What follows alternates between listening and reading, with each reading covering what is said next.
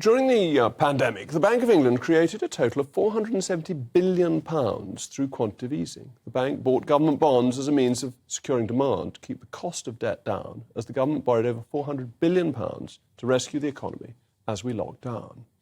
But the later rounds of quantitative easing implemented by the bank were excessive and inflationary.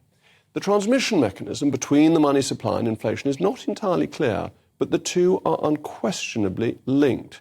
So when others realised there was a problem, the bank ignored them and was slow to raise rates. Despite repeated warnings that inflation wasn't transitory, like the famous ostrich, its head remained stuck in the sand. And now the ostriches are flapping in a panic, increasing rates more than seems to be necessary. Today, the Monetary Policy Committee announced, yet another rise in the base rate of 0.25%, 25 basis points, 0.25%, taking it to 5.25% overall. This is the 14th consecutive rate rise, and it's come from such a low level. It's come from 0.1%. So the percentage increase is many times over.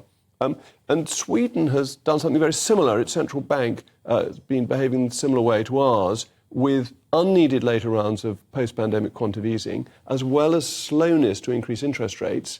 And interestingly, our inflation rates have been closely correlated. So that's further evidence that the money supply is behind this inflation rise. So when quantitative easing was first implemented in 2008, it didn't cause CPI inflation because the money was essentially contained within the banking system. It was shoring up banks so they continue their operations.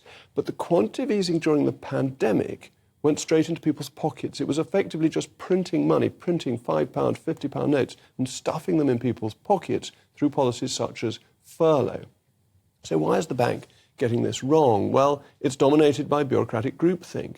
What the Monetary Policy Committee needs is diversity of thought rather than uniformity of opinion. When the committee first began, its members had different opinions and perspectives, which made a success of interest rate setting. We've talked about the effects of these increases on mortgage holders before, but it's a very real problem for households and indeed for businesses. For households, 35,000 people every week are finding their fixed-rate mortgages expire, which could be 1.5%, and they move to variable rates, which could be about 6 to 6.5%, an enormous increase in their monthly payment because of these new higher rates. For business, well, there are real consequences too. It emerged that Wilko has issued a notice of intention to appoint an administrator. It's a homes and household goods retailer. This is a serious risk of collapse at this point if it can't find a buyer within the next 2 weeks. And any business that's taken out loans will be in this position if the loans are floating. We saw some of this with Thames Water too. So the bank kept rates unrealistically low for too long. It pumped money out into the system, and now the consequences have come through in inflation. But having set much higher interest rates, it hasn't waited to see what the consequences will be. And this is important because inflation is a lagging indicator. It's one of the last indicators to move. And to manage to get inflation down without a recession is an incredibly difficult, sensitive task, which the slightly clod-hopping Bank of England may not succeed in.